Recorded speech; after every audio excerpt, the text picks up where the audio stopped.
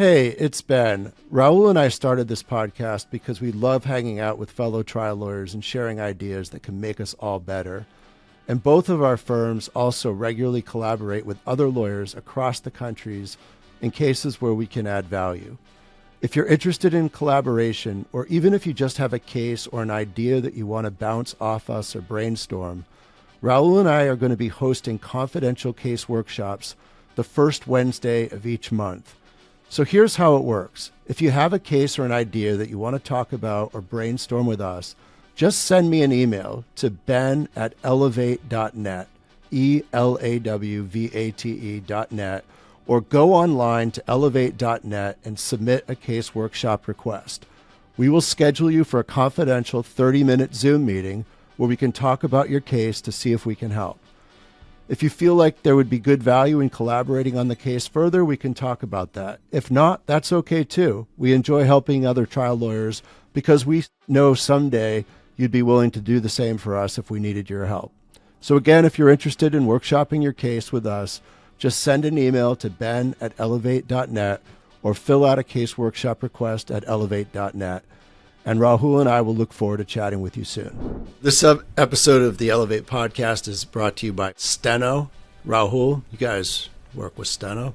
Steno is the best in court reporting services, not just in court reporting services, but even some of their technology tools. We're talking about AI a little bit on this podcast, and their transcript genius, where they can summarize and take interrogatories based on deposition transcripts, is so useful. If you haven't tried it, definitely try it. We're brought to you by Hype Legal. Hype Legal does digital marketing, web development for trial firms.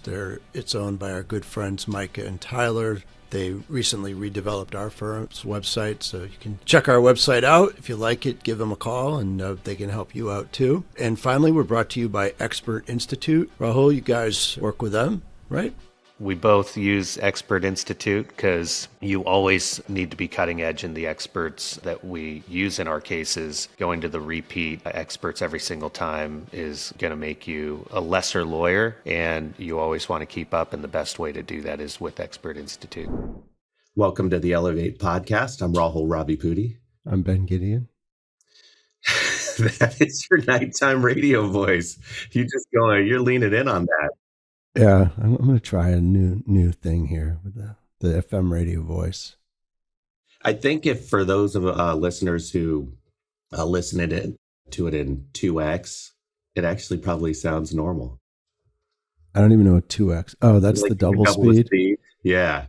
My son listens to all of the podcasts at 2 or 2.5x, and it drives me crazy. If we're in the car together, it's like it just fries my brain. I don't know how he does that, but I guess it's more efficient, right? Because you cram more stuff into your head faster. But I don't know. I just feel like this is a symptom of something that's going on. It just can't be good for us as humans.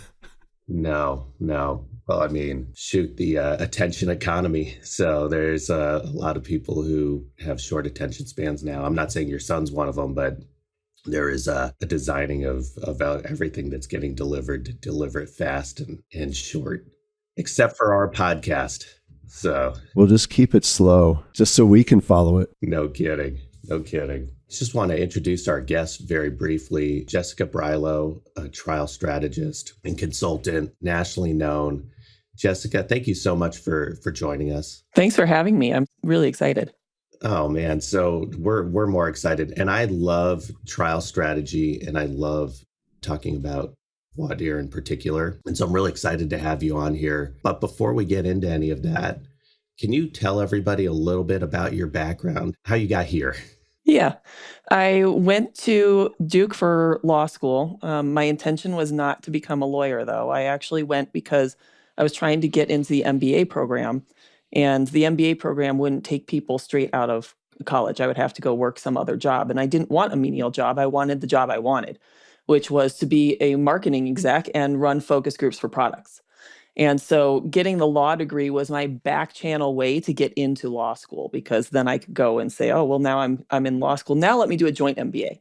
So that's what I had signed up to do. And then within the first semester, one of my classes at law school did a one-day seminar on jury selection, which is just absurd, thinking about one day.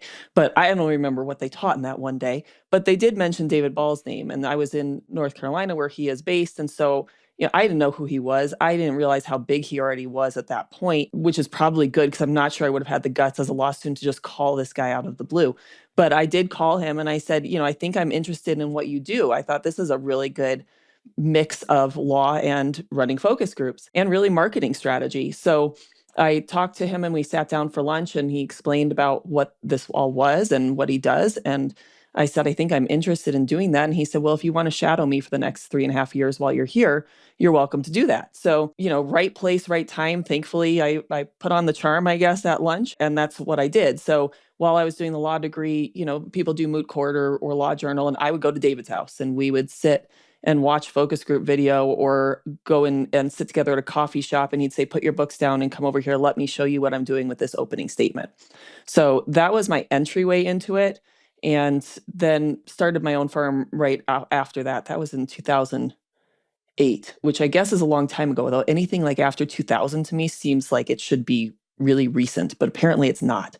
So that's when I started my own firm and have been doing consulting for plaintiffs across the nation since then. Amazing. So, talk about the best entree into becoming a trial consultant, learning and shadowing David Ball for 3.5 years. But then there's something else that you did.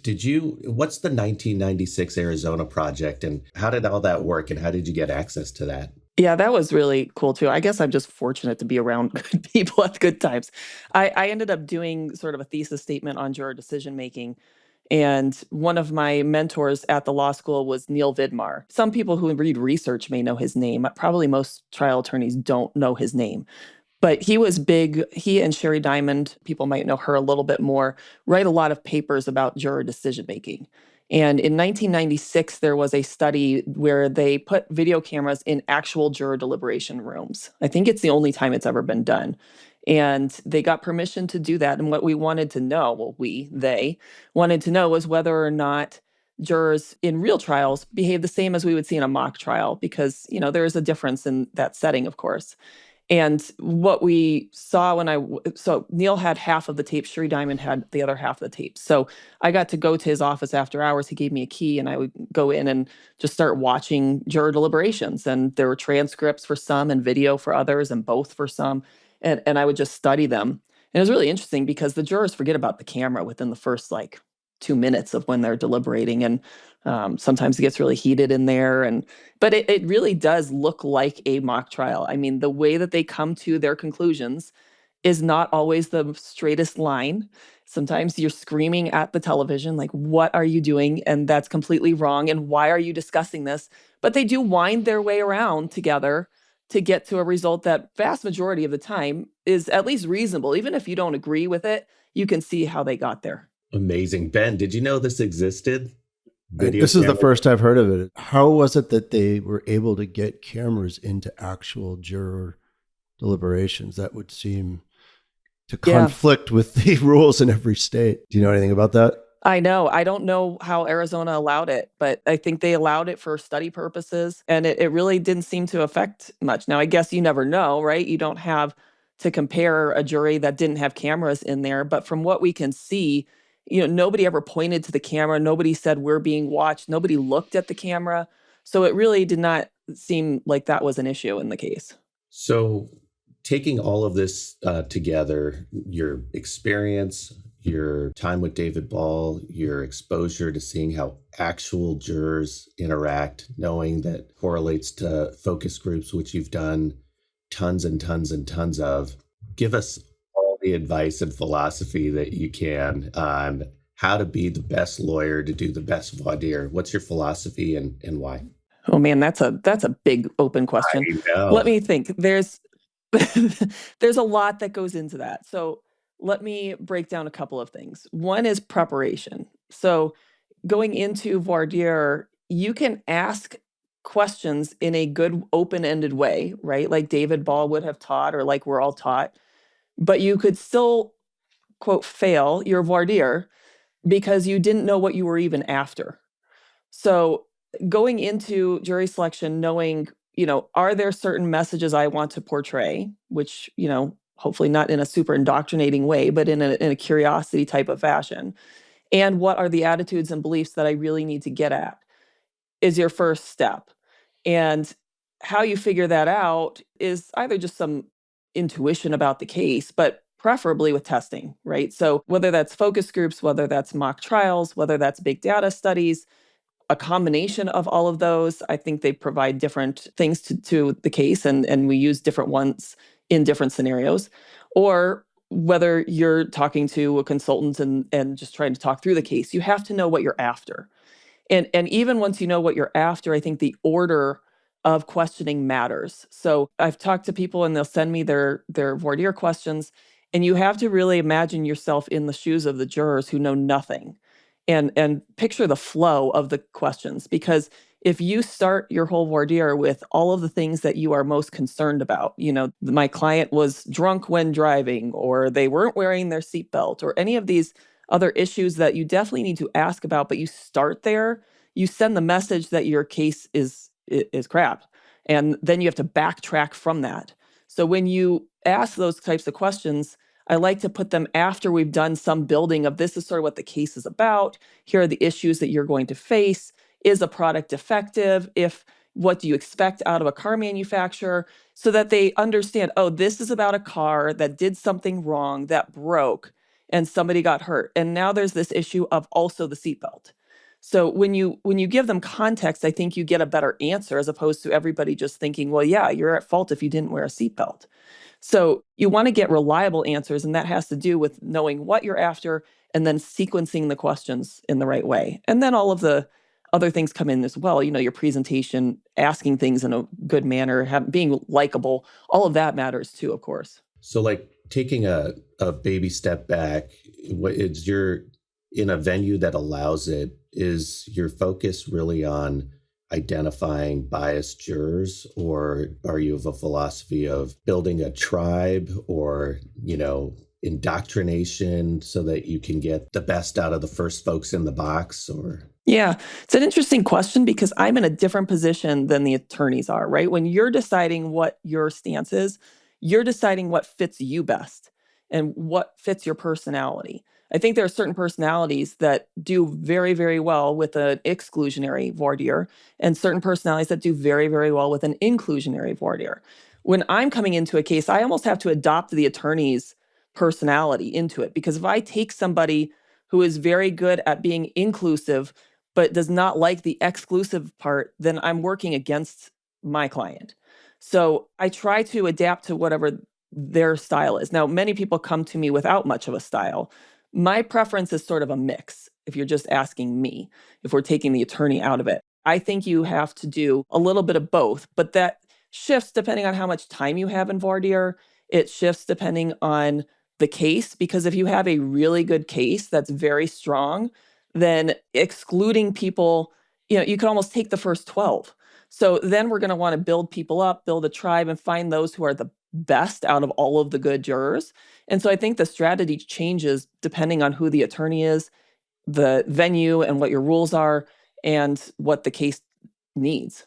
so you've got basically all the tools in the tool belt. That's amazing. I have to try to do that. Yeah, I really struggle with building a tribe concept. And, I guess kind of playing off of you, I think I'm more of an exclusionary person, jury deselection, but I don't want to deselect to the point of alienating myself from the jury.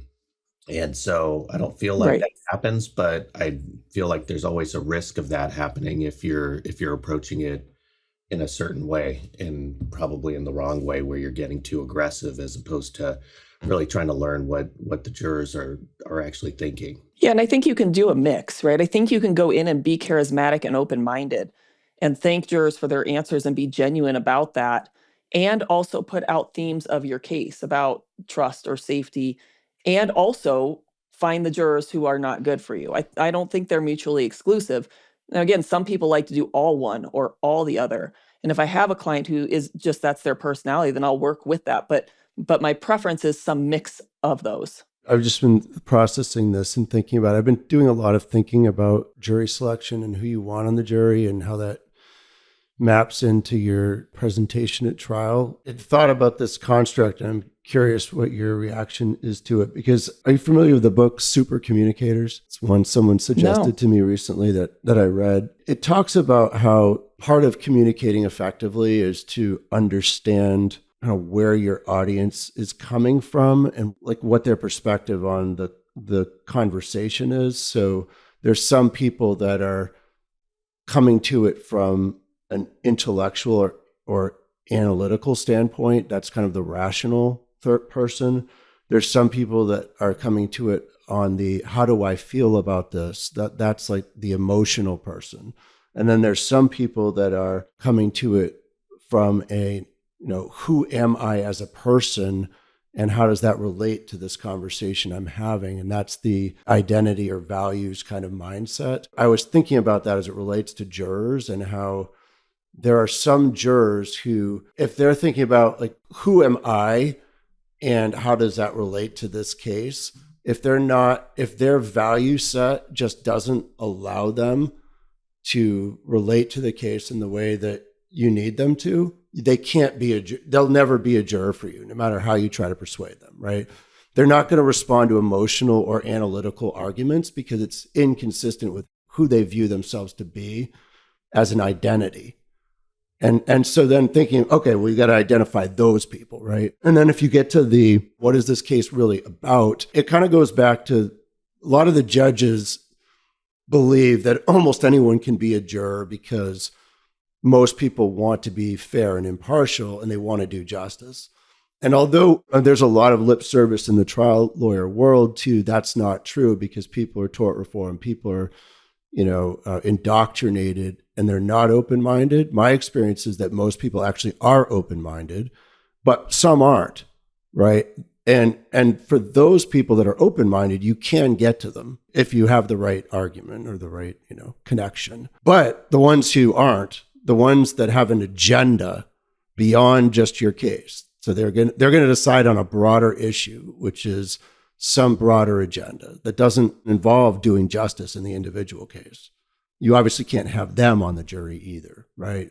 If you can get rid of those people with the agenda and you can get rid of those people whose identity doesn't allow them to go with you on a case, then you're left with people that will do justice on your individual case if the facts and the arguments are right. And hopefully some people who have an agenda but in your favor, which are the people the defense obviously wants to get rid of, but if they're there, we'll take them. And I guess first of all, does that construct make sense? But if it does, how do you go about identifying those two subclasses of people that you just can't have on your jury if you want to, win? Yeah, I think to some degree, finding the extremists has to do with, usually you can spot them. I mean, unless they're really rogue and they're trying to hide, they're pretty easy to spot because just the emphasis in their voice and how strong they are about what they say. Sometimes it's a juror who just wants to get off and we don't know if they actually believe that way or not, but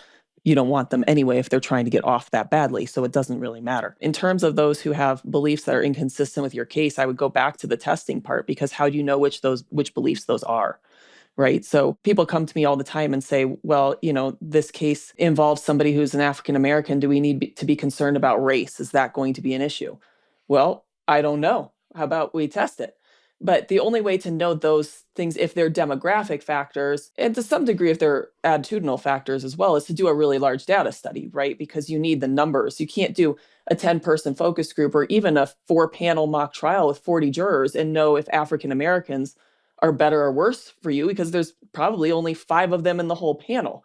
So, you can't know those things without running larger studies, but you can see the themes that emerge with a focus group or a mock trial and what people talk about and where they're stuck and what they're arguing about. And those are then the attitudes and beliefs that you need to be concerned about as you're going into your jury selection. So yes, some people will come to me and say, hey, can you just write a voir dire for me? And I will do that. And I'm sure my instincts are right a decent amount of time because I've done this so much. But every focus group and mock trial that I run, I am still surprised by things people say. So no doubt there are things that I will be missing if we're not testing the case and testing it the right way. And if we really want to hone in on those, the only way to know is to test it in some fashion. In terms of, you touched a little bit on keeping good jurors who are there, who are good for you. And it's another point to talk about in terms of jury selection strategy, especially in places like California, because where you can strike and maintain your strikes, so you can pass and then maintain your strikes and get ahead, or you can just accept the panel and then that's what it is. And that doesn't apply everywhere for sure. But when you have a chance to accept a panel that has one juror on it that is iffy, but you've got two really good jurors on it, I think a lot of people just go into it and think, I'm just going to start striking because I need to get this person off. But you have to think about who's still there and who's might be coming, because sometimes it's okay to accept a panel with like one or two. I wouldn't accept an F juror, especially if they're a leader. But if you have somebody who's a D who's a follower, or you've got a couple of C's and then maybe one D, but you've got two A jurors who are going to fight for you, you might consider accepting that panel, because if as you keep striking, you end up with all C's. And so you have to think about that too, as how do you save your good ones while you're also getting off the ones that you want off. You touched on, race as a potential influencing factor. If I understood it right, well, let me just say how I see it. I personally could not ask the question in a panel of, hey, my client's African American or my client's Black. Anybody here have an issue with Black people, right? I can't do it. Anybody here want to raise their hand and say they're racist? But if you're testing the issues in the case, there are things that people who are racist will also say that may be cues that they're biased or will expose themselves in other ways, so that you don't even have to ask that question. Is that accurate? Yeah, I mean, for example, for Hispanic speakers, right, you can ask about people using interpreters. Those are some ways to get around it. I know back in the day, Keenan had questions about, has anybody ever heard of these stereotypes about people before, so that people aren't admitting that they believe it. They've just admitted that they heard it. And then where do those come from? And so you can kind of backdoor your way into it. Sometimes you don't even need to go there. I mean, if the big data study is showing up that, Pacific Islanders, on my last study, Pacific Islanders were worse for us, right? So we don't have to ask any questions. You just know demographically that's likely to be X percent worse for you on this case. And so sometimes it's not even a question issue. It's just knowing statistically where you land with certain types of people or ages or anything of that nature. In every data study I've done, Pacific Islanders have always been bad for me. I'm assuming that's because there's been like one or two in the study, and that one or two happen to be bad. But I guess you're validating that this is It would have to be more numbers than that, or it won't show as statistically significant, right? It just won't show as a data point at all. So they'd have to have enough of them in to report it as being statistically significant, or it could be significant, but it won't show in the data because there's not enough of them to say that. I'm curious on your thoughts. And, there's been I don't know if there's evolution to it. Maybe it's just in my own mind, but back in the original David Ball, Keenan reptile days and kind of, the Rick Friedman polarizing the case, there was kind of a movement towards extreme polarization, towards the instilling fear at the outset and the reaction to that with safety and so forth. I personally have become a little bit dubious of a lot of that. There are cases where that can work well. There are many cases where that doesn't work well. I also think that there are cases you can win, but if you try to polarize it too much, you risk losing it. And there are cases where jurors who are overly polarized are going to, forgive the term, but polarize the jury deliberations against you, because most of the other jurors are not in that space. And so they're going to have a bad reaction to that. And so it just seems a lot more nuanced than kind of the teachings that were initially presented. And I'm curious, since you were there in some of the earlier days of that, but have obviously gone on to have a long career where you've also seen trends, where are you on that now? Is it still where it was, or have you had some evolution in your thinking about it? I've had some evolution in it.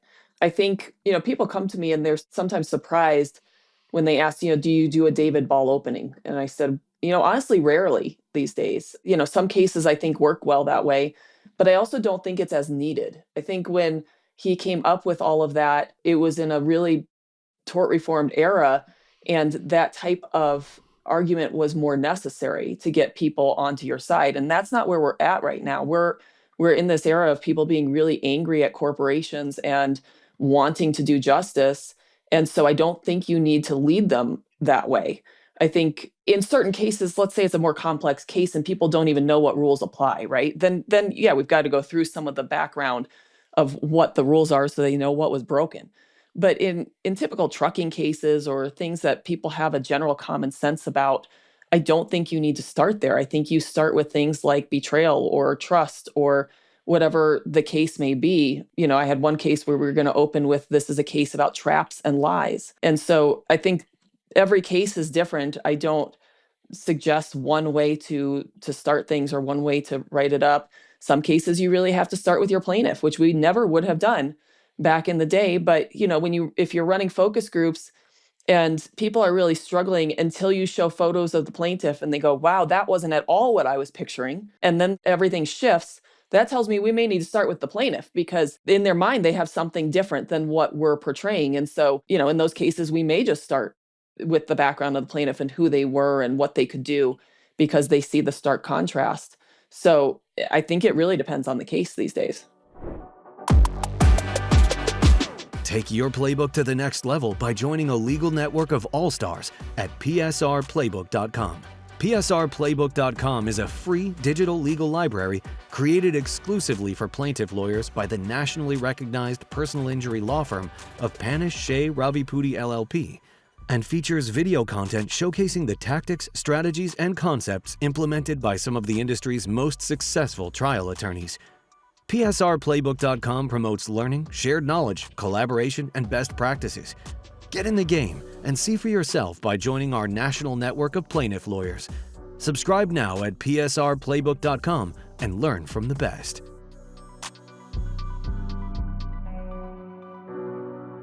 We've been talking a little bit about our philosophy and how we try to approach our questioning in voir dire, but equally, if not more important, is how do jurors think? What drives their decision making? And how does the interaction between each juror influence decision making? Have you seen through all your studies how that has evolved over time? And then if the answer is yes, do you have any thoughts on why that happened? That's an interesting question. It's hard to think back to like focus groups from previous eras. I think I'm still equally surprised at the convoluted manner in which jurors get to a decision. That has not shifted. I think that they are just more focused on the institution. It used to be that they would go in and focus a lot on the plaintiff and all of this defensive attribution. And it's not that doesn't happen, but it's not the main focus, and that's not where they usually start. Now, is that better lawyering over the years? Is it the climate? I think probably both. But I do think that the discussions don't center around the same issues as much as they used to. People have lost trust in institutions, right? Yeah. And governments. So how does that play out? So if you lose trust in institutions, how does that make them a blank canvas or whatever in their mindset as they're hearing what the case is about or actually hearing the evidence in the case? It makes it so that, if you're thinking about story model of juror decision making and how people hear information that fits with their beliefs and then they adopt that, and anything that's inconsistent, they either forget entirely or they dismiss it, which is why in deliberations you see some jurors not remembering certain information or remembering it wrong. It's not always just that they have ADHD or they didn't pay attention. Sometimes it's their beliefs that are doing that. And so if they're walking into the courtroom with feelings against corporations, and then they start hearing the case, even if you don't go heavy on, this is corporate misconduct, and they just hear there's a corporation involved, sometimes that's enough for jurors to stand up and say, well, I can't be fair and impartial because I don't like large corporations. I think they do terrible things. So it's gone so far that now you have to start saving jurors before you even speak, because a lot of them are going to hear corporation and you're going to lose them immediately. And so doing some of Harry Plotkin's prehab is really important these days to get up and get ahead of the sympathy factor and get ahead of corporate greed and try to keep those jurors. Some will still say, I can't be fair. No matter what happened in the case, I don't care. I'm going to punish a corporation and give this person money.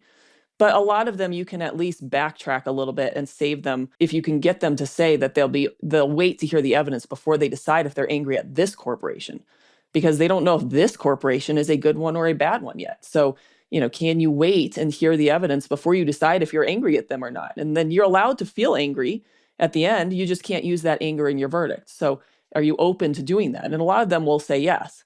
But if you don't know that that's coming at you and you start this voir dire on a large corporation, against Amazon or anybody else, you're going to lose a bunch of jurors that are great for you because you didn't preempt that. So in your staging of things on that prehab of potential corporate bias, where would that fall in the voir dire? Would that be in the later parts of it, or is that something on the front end? I think it depends on the structure of the rest of your voir dire. I want to get to it before we start talking about issues in that corporation or things that they did, because I don't want jurors that's when they're going to say, well, I'm really against corporations.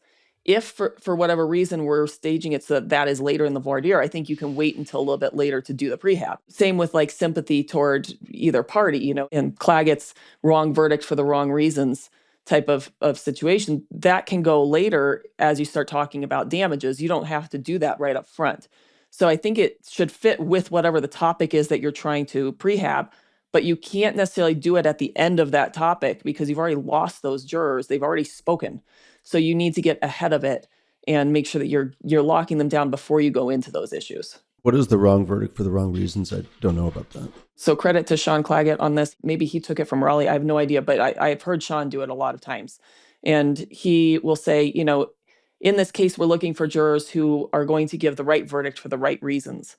And as you get to the end of the case, you may feel sympathy for my client, or you may feel sympathy for somebody else, or worry about where the money's coming from. And so what we don't want to happen in the deliberation room is that, if we get to the end of the case and I've proven my case, and you get in there and you say, well, I think Sean really proved his case, but that's just too much money for anybody. That's going to put them in a whole different income bracket. And I just don't think that we need to give that much. That would be the wrong verdict for the wrong reasons. And, can you agree that that would not be right and wouldn't be just? And on the other flip side, if I don't prove my case and you go into the jury deliberation room at the end and you say, Sean really didn't prove it, but I really feel bad for his client and I really think that they need some amount of money, that would also be the wrong verdict for the wrong reasons. So does everybody understand that? Does anybody feel like those things would be an issue for them that they would be struggling with, or can you give us the right verdict for the right reasons? And so I think that's really effective at getting jurors to understand and be fair to both sides, right? That there are certain things you're allowed to consider and certain things that you're not. It's sort of the inside outside of the box question phrased a little bit differently. And I think it lends credibility when you do it that way. And I also think jurors understand, okay, I get it. I've got to be sort of honest in my verdict. So that's a prehab strategy. It's a prehab for the sympathy, to get them to understand that you can't just decide based on sympathy or these other factors. And you can do a stronger, more targeted prehab on sympathy too, depending on what your case is and if you need that. But I think, that question's pretty important. I include it in a lot of my voir dires these days because I think it's really effective. Yeah, it's really good. I'm curious about you referenced big data. I know I think you spoke at the Madrid jury ball conference, right? Yeah. I've been an early adopter and John has been on and Alicia have been on our podcast multiple times. We do big data in all of our cases that are heading to trial. So we've done many studies. I have to say I've become a little bit soured on it because I think the last 4 trials, it's actually predicted wrong. And it's certainly not a function of us not putting in robust presentations for both sides or putting the issues in. In some cases, I can explain it because there were anomalies or the case may have changed in some way between the study and the trial based on settlement, various things. But overall, I have not found it to be particularly predictive of results. I know they publish some, but you have to assume that those are cherry picked in a way that they don't include mine, which I know about. I'm sure they don't include others too.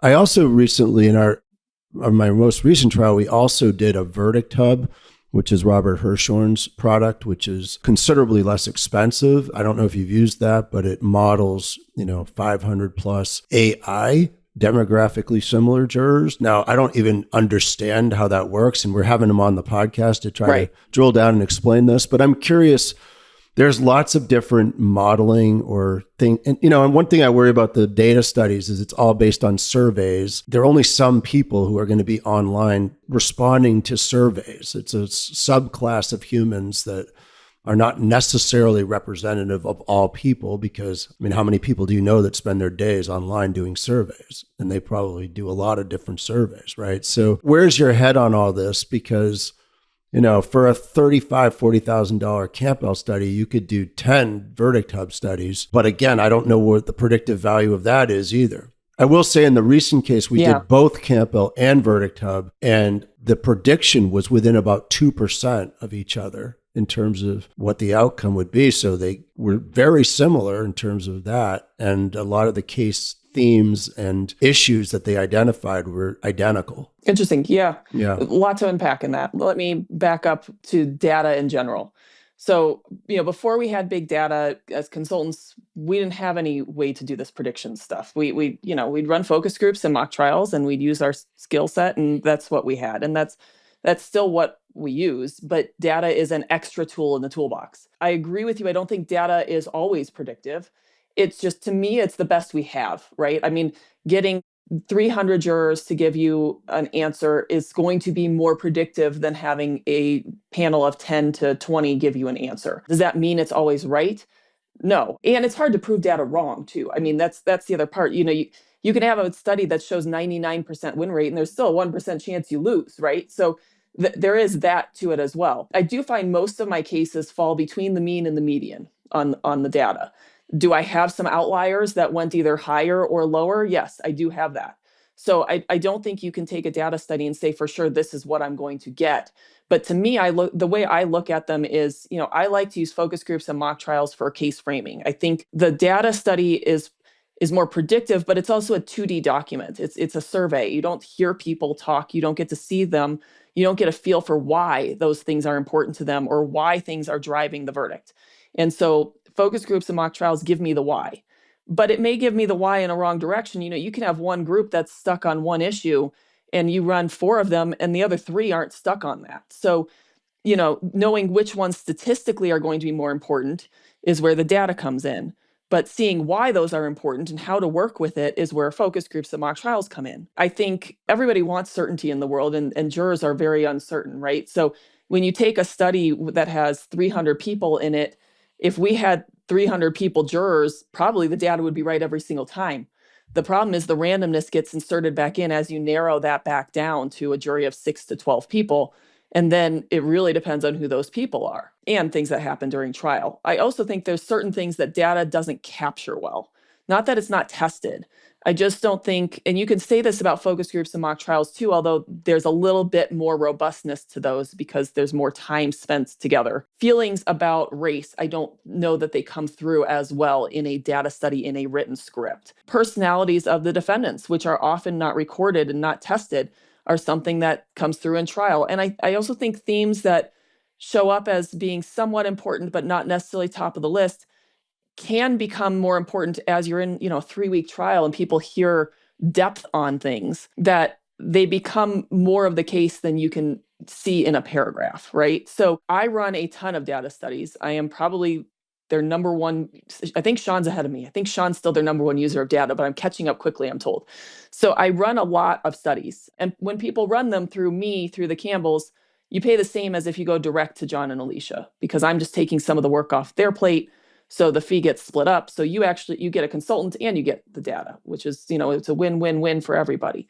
But when I get the results back, I'm using that in conjunction with my internal thoughts and beliefs about the case and where jurors are likely to go, along with what focus group and mock jurors are saying when we have the ability to test all of these things. And all of that goes together to figure out, is everything in line? In which case, I think it's pretty accurate. Are there things that are discrepancies? The mock trials focused on one thing and the data says something else is important. And then you have to look more into why that would be and which one is more accurate. And so I do think it's more nuanced, right? But I do think that it's the best prediction we currently have. As for Verdict Hub, I don't want to put down any other vendors or anything of that nature. I haven't seen it be predictive. It's great that it predicted on the one that you tested it on. No, they were both wrong. They were just both wrong in the same way. They were both wrong. Yeah. Well, that's it. That's even more interesting, I think. And maybe there's something about that trial that nothing got captured, right, in the written part of it or something. Not that you didn't write it up properly, but again, that the feeling of this is different than what happens at trial. There's been studies on AI separate from just testing big data and verdicts on AI, but like political polling.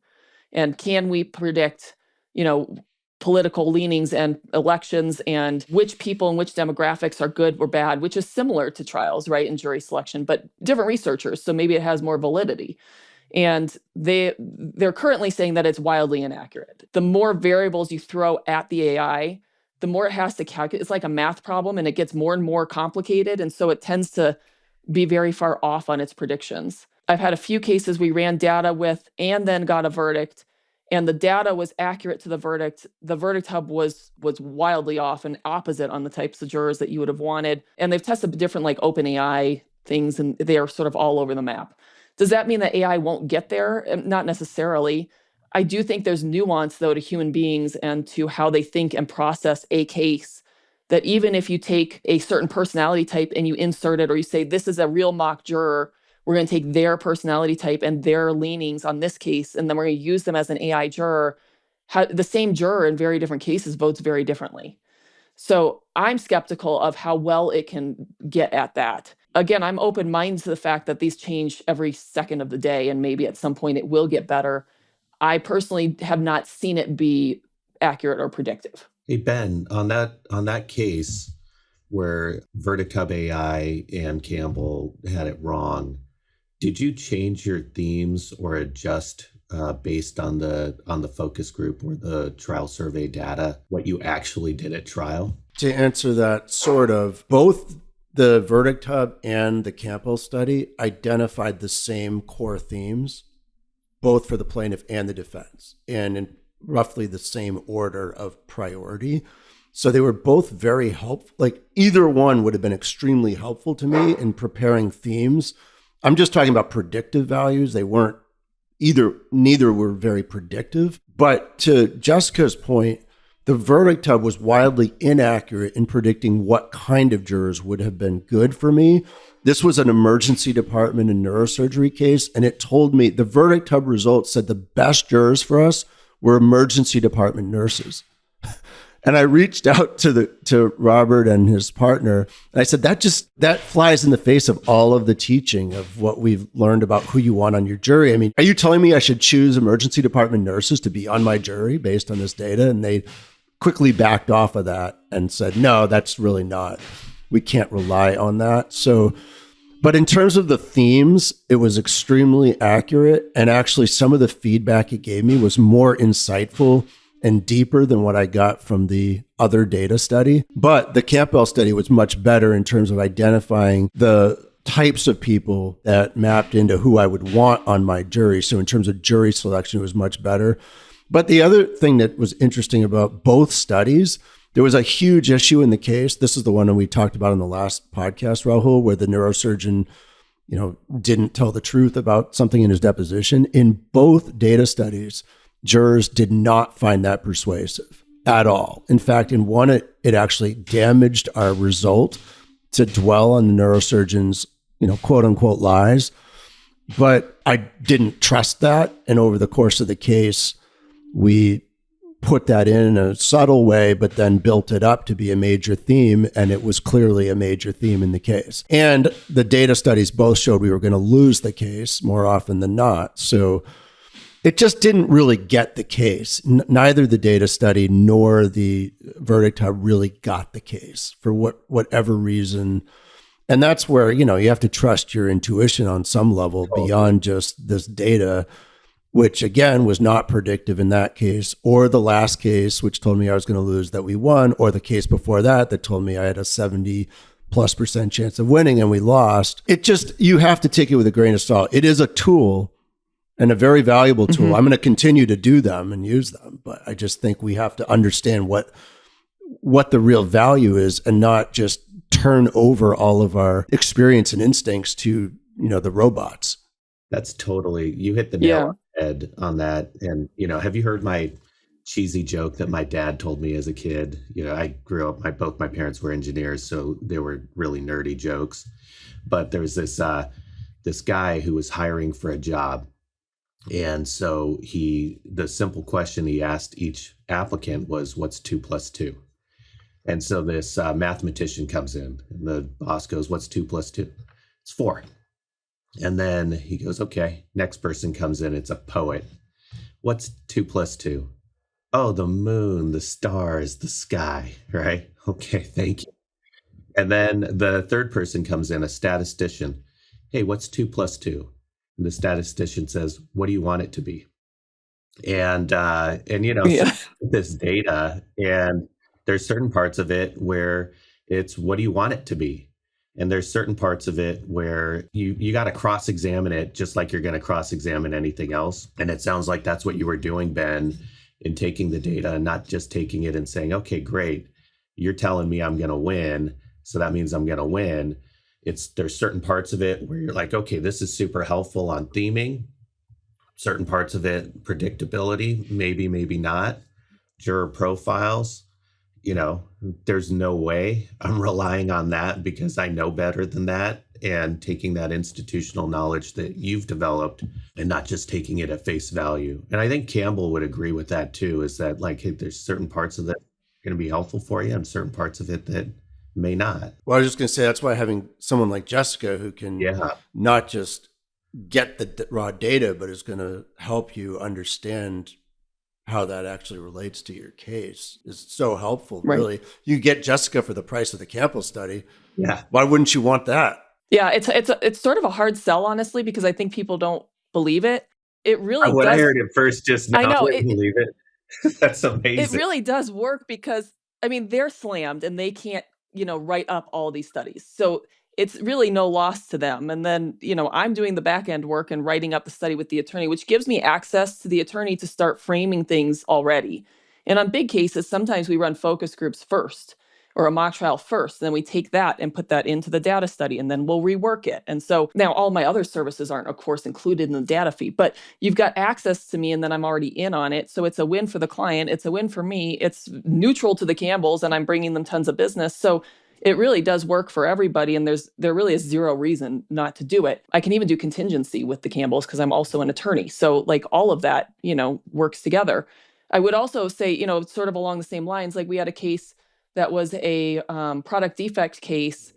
And in the data, the fact that there was a recall of a different model of the car showed as not very important on the ranking of what's most important to jurors. But, you know, instinctively, I'm like, that doesn't really, I don't know that that's true. And when you look further into the data and it shows, which issues move the win rate or move the damages, that issue of the previous recall, if you remove that, it has a drastic impact on the win rate and the damages. So I said, well, how can it be that they're not ranking it high then, right? Because it's statistically having an impact on it. And the answer to that is that people are poor self-reporters, right? We've always known that. If I ask you why you're wearing the shirt you are today, you will give me an answer, but it may not be the right answer. And so that's where I think looking into the data and running focus groups, because you can see that more in a focus group or a mock trial, right? When people are saying something, you can have an instinct that that's not really why they're saying it. And you can go in and ask them and dig further and find out what is the real reason that they are saying this one thing, right? And sometimes it's racism or something like that that they won't say, but that you can pick up on. Sometimes it's their background or their childhood or something that happened to them or whatever it is, but you're not going to see that in the data and they're not going to self-report it. So I think, like you said, you've got to cross-reference things and take the data for what it is. Nothing in life is perfect in that predictive. It is the best thing that I think that we have, but I also want to use my common sense when I'm looking at it and test it against people in that venue and talk to them and really get a feel for it. In the few minutes we have left, can you just describe what your process is? So a lawyer is listening, they want to engage you in a case. At what point in the case do you typically come in and how do you work with the team from that point forward through the trial? Well, when do I typically come in or when would I prefer to be brought in? Probably typically I'm is like often 48 brought in hours right before the jury selection. Yes. Exactly. Yes, I prefer earlier, depending on what the case warrants, right? Not every case can run mock trials and data and have me pick a jury, right? I mean, there's just a reality to that. And I don't overspend on people's cases. If you come to me with a case that I don't think it's going to benefit from it, I won't sell it to you. So I do jump in on just picking a jury last minute, but that's not ideal, right? On a big case, on a catastrophic, case, and we're talking, high 7 to 8 figure cases, I'd like to be brought in before you get to the point of the end of discovery and before you get to settlement discussions. On really big cases, the earlier the better, because we can run concept focus groups as you're going through discovery, sometimes on intake, to just figure out, where are people with this case and what's important to them. And then we can guide your discovery with that, right? We have juror quotes, we have what they think about the case and who they want to hear from. And so I can be part of the process as you're going and read deposition transcripts as they're coming in and sort of figure out the strategy as we go. I'd like to be able to run a data study and or some mock juries before you get to the point of mediation, so that you know what the strength is of the case and what it's probably worth before you go into the mediation. I think going in there blind is not a good idea. And then after that, we can revamp and do other things that need to be done. But, ideally earlier the better, especially for larger cases. And that gives us time to really dive in and work on it. Amazing. Jessica, how do people reach you? You can go to my website. It's trialdynamics.net, or you can email me. It's jessica@trialdynamics.net. And I am the one who answers all my emails and does all my calls. I don't have a secretary. It's me, and I've got one other consultant. And so we're small and we're intimate, and we work with the attorneys directly. How many cases are you working on at any given time? I have in my queue, like if you look at on Clio, my matters, right?